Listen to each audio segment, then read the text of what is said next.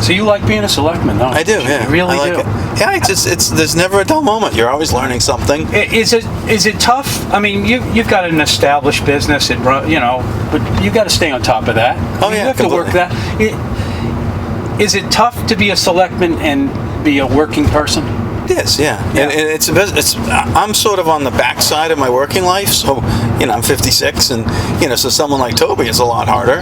Right. Like if you're trying to make your way in life, Right. I'm sort of on the back end, saying, okay, I kind of think I have lots of opportunities, but with my business and the drink business and my business and everything else, I haven't followed them, and I keep saying that's the next generation. Right. That'll be my kids, or maybe some of my current employees will follow that. I mean, so I have a little more time, to be a selectman. Do you think you should be getting paid more? I mean, you get a small amount of money. I get a small amount. But do you think it should be something that's a livable wage? Nah, I'm not. Maybe a little more than we're getting, but I'm not so sure. Well, if you got a lot more, then wouldn't it encourage people to run? I'm not sure it would, because it may encourage people to run because it's their quote unquote job, but that might mean that you're not getting the skill set of the people who really care about the island. Like, you may be getting someone who sees it as Isn't that for the voters to decide? It is, but and then there's also I don't know, would you, Jim Kelly would run regardless, Rick's going to run regardless, I'm going to run regardless of the pay or not, Toby would run regardless of the pay, Bobby's going to run regardless of the pay. If you start having someone, so you're doing it for the lovely island, and you're doing it to represent a certain segment of the island, and so I worry. I mean, maybe it could be a little more. Maybe instead of $2 or $3 grand, it could be 10. But but I don't think it should ever be looked at as a full-time job. Right. Because then I think you're just putting the wrong incentives in place, in a way. Yeah. Okay. So let's just stop for a moment and think about the size of our how much this island costs us now as it was when you were a kid. Everyone talks about how great growth is and how we're so lucky that we've grown so much. Well, and how much it pays for itself. Well, if it pays for itself, how come we don't have a big, huge pile of money somewhere? If we've been the fastest growing, county in the state for how many years, how come we don't have a big pile of money? And it's partly that's a good question. Can you answer it? Yeah, because it doesn't pay for itself, and we've deferred it. We've deferred charging. We haven't maintained our buildings. We haven't charged enough for a lot of things. You think it's that? I think. What about government making new jobs constantly for people? But if you look at the total number of employees, we're probably still down 90. We were down 113 employees 4 or 5 years ago from what we had been at the peak, and a lot of those were some of those are part-time, etc. Yep. And it was some offices are way down, Park and Rec, or that have been consolidated, but Libby's office wasn't necessarily is up. She's up a few people, right? And I would say necessary hires for sure, right? So what I think the issue right now is figuring out how are we going to attract the next generation of town employees? How do we pay them in a fair manner? How do we, how do you, we're having trouble at the Island Home right now. Healthcare is killing us. Right. We're having trouble, we can't hire an administrator, having trouble finding an administrator. They're saying we're going to have trouble finding nurses. So, really? So yeah, like this. So there's issues like that. We've got an older workforce there that have stayed, and they're great. Should we make that private? Should we start thinking about making that more private and getting out of it? It's a very difficult issue. We have to look at all the different angles. Sure. And and I keep saying I want to see the numbers. I mean, because we don't want to be building this, a $30 or $40 million building and not be able to staff it. So, and when you look, people don't realize that how much their taxes are going to go up right now.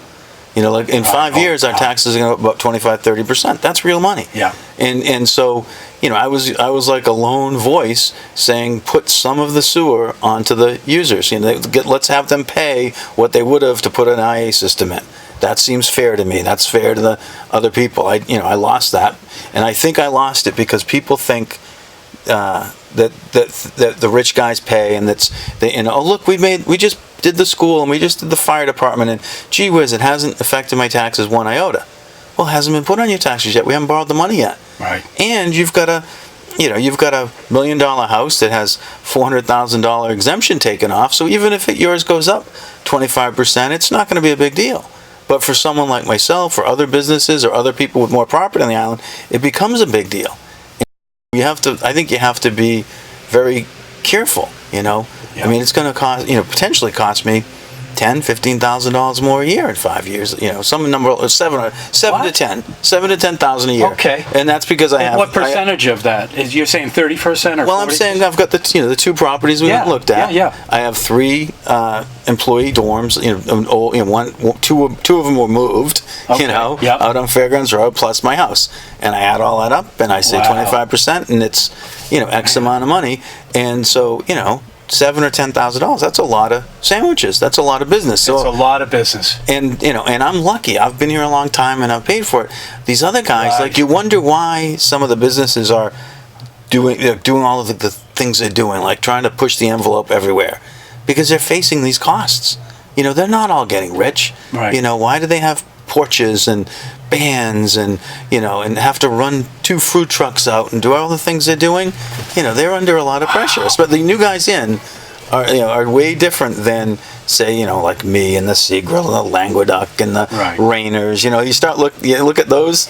The long time people have been here. We're kind of we're set. Mortgage free, mostly. Mostly I are mean, or and near the end. established. Yeah, established near the end.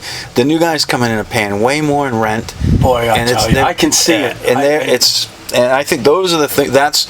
So when you add these costs on, like the airport, add $4 to the price of the ticket. Oh, what's the big deal? Right. Well, the airport's empty. Well, there you go. Yeah, at some point, the camel, you put that last straw You on the got camel, it. and his back breaks. I mean, that's. Are you concerned that it could happen here? I mean, if somebody comes out here and they're spending $20,000 for a house in Monomoy for the week, and they can't even get into the Stop and Shop because it's just. The traffic is just incredible. There's too many people. I mean, what is that? Is that ever going to happen here? I keep wondering why people put up with it. I just don't get it. Well, I know a lot of people that don't anymore, but they're being replaced by people that do, and they're Yeah, also that's being right. replaced by people who only come up.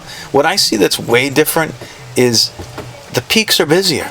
Like the 4th of July crush, the first 2 weeks of August, and then people sit on the other side and they look at the weather and then they decide to come. Right. And if it's going to be a bad week, if the weather report says a bad weekend, they don't bother to come out. Right. And it's really, and you can see it in the numbers. You can, and so and it used to be if you didn't book a place on the steamship and a place to stay, and you had to book for a week or 2 weeks way back, you couldn't get in. So people were booking in February. They had no idea what the weather was. So it'd be a crappy week and it would rain all week, and they'd go to they'd go down to the Whaling Museum and they'd go to the other places. They become part of the island, and now the island is seen as, unfortunately, I think it's seen as a party central. It's seen as Daytona Beach, like with the beaches, and it seems like as a party center in a way. Really? I don't think so. I think you. I mean, do. maybe In some but regards. the expense.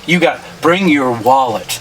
If you want to party, you better. You cannot come here unless you have look the at bus. look at the 4th of July. I've got college age kids.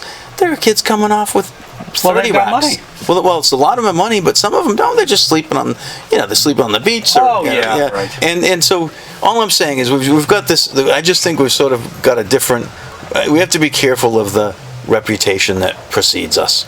I think. Really? I do. I think Nantucket is. See, I would probably disagree on that one. I want a little more. I'm not going to see it. It's impossible. The cost of housing and the price of food and everything else about this place is so extreme now that you're getting a certain kind of person that wants that, and it's an exclusive experience. Yeah, and I don't like the exclusive part of it. Well, that's what I'm it saying. is, No, right. that's what I'm saying. So even if the kids come out to sleep on the beach, they usually know somebody Or who's crash in someone's house with 30 or 40 of them. they're part of that whole. Yeah, they they want to be. They want to. If they don't have it, they want to have it. Yeah. And that's what Nantucket's become. Yeah, no, and I don't that part I don't like. I mean, it's interesting. Like you're making exclusive clubs, and then Wow. people aren't eating out, and it's just And now we're going to have the High Line with their new boat Yeah. dropping twice as many people off at one time. Is that correct?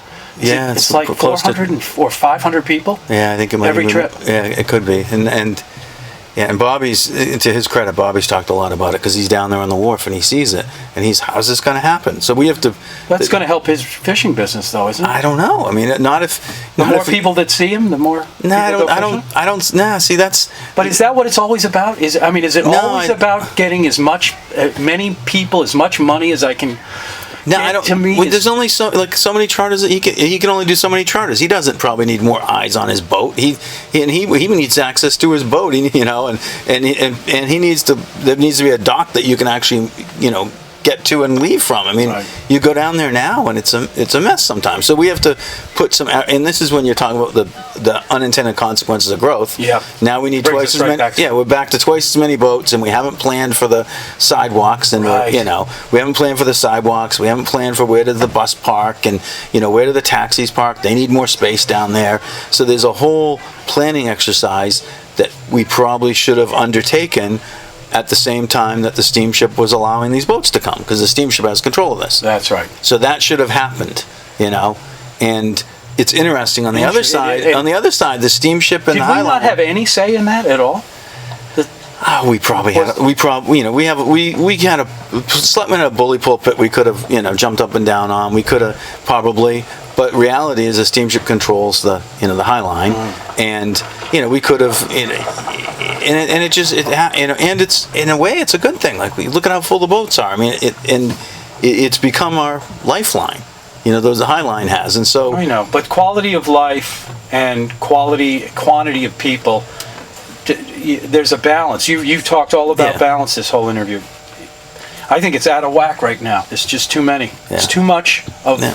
Well, and I think It's got to slow down. We Well, got they to do. either make it slow down. The High Line was, and I believe them. The High Line was saying that because their slow boat carried a ton of people. That thing could carry 500-600 people. So they haven't. I don't think they've added necessarily more people. I think it's just going to be more popular though. Oh, yeah. People weren't taking the slow one except on the big weekends.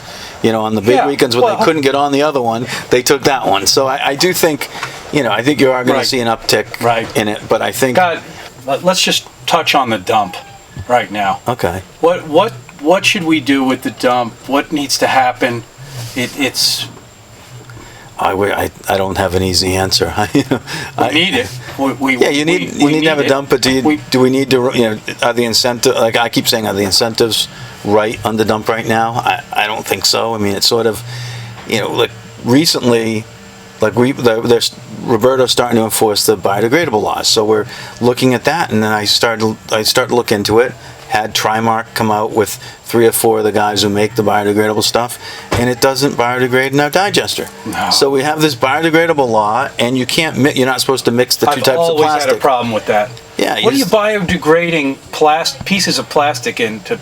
I mean, it just. Well, some of the they used to be in the when you think back, those biodegraded, they were like corn held together by plastic. So the corn would biodegrade and the plastic would go in smaller pieces. Right. The new stuff isn't like that. The new stuff is corn and it biodegrades great, but it takes like 6 months. Yep. So it's 21 days in our digester. It comes out, gets I keep saying buried on the hill, and Rick tells me I can't say buried on the hill, but buried on the pretty line landfill, Okay. And so you start to and here's the difficult part of being a selectman and even at the dump is when you start digging into it, there's more to it than you knew.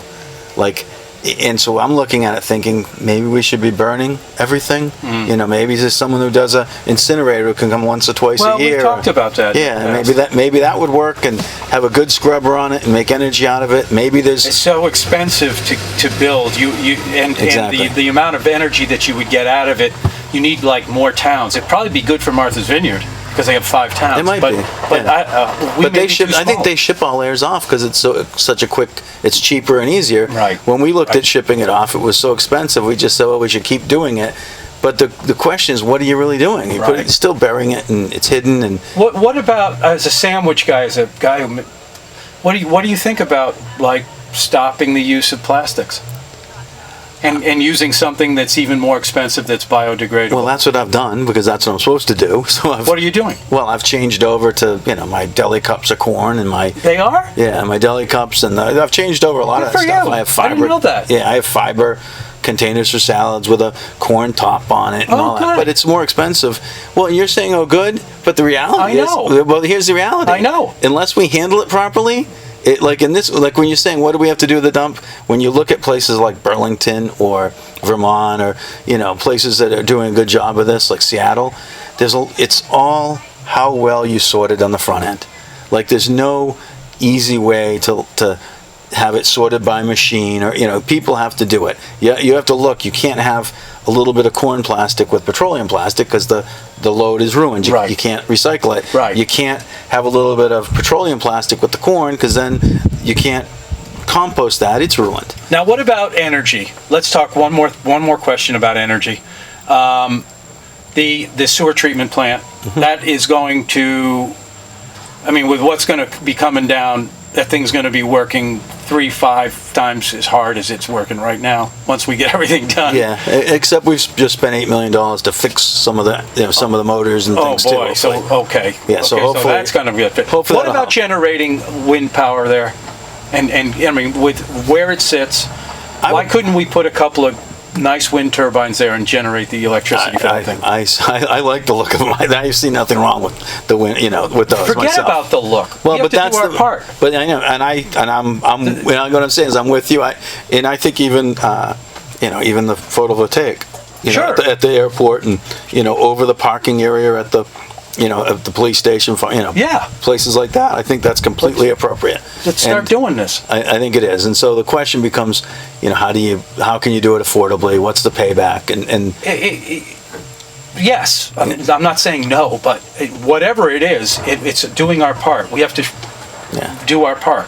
Yeah, I'm looking in this world. Yeah, I'm looking. I went to the HTC to put solar, and I'm going to solar and thermal voltaic on top of something natural on good the two for roofs you. here, and I think they're going to be positive about it. Yeah. I put a thermal on top of my house here. It's Cliff Road. It's tucked in the corner. No one even sees it. Good. No one says a word, and so Great. and the payback is a couple, 3 years or so. Yeah, And people put satellite dishes on the side of their houses, and nobody's really complaining about those. No, and without what are they gonna asking, say? yeah. You know what I mean? well, this is a little bigger, so you have to site it right. and- Right. No, yeah. You got to cite it right, Of but course. so I'm all in favor of it, and I think it's looking at the numbers now and the incentives you get, it's a worthwhile investment. So you're doing the right thing. You're helping keep us from getting a third cable soon, right away, Yep. and Yep. they make it now where the bracket itself that's going to hold the panels that can be heated. That takes the heat for your water. So the bracket that holds it can do the thermal, the thermal stuff. Oh, that's the a heat great tank. idea. And then the other thing I'll be able to do, hopefully, is take the heat off of the ovens. My bakery ovens have Yes. 2 stacks, and Yes. it's coming out at about 300 degrees. Yeah. Maybe there's a way to heat exchange that. Exactly. And so there's things like that are like kind of common sense that people just have to Right. get to do. Exactly.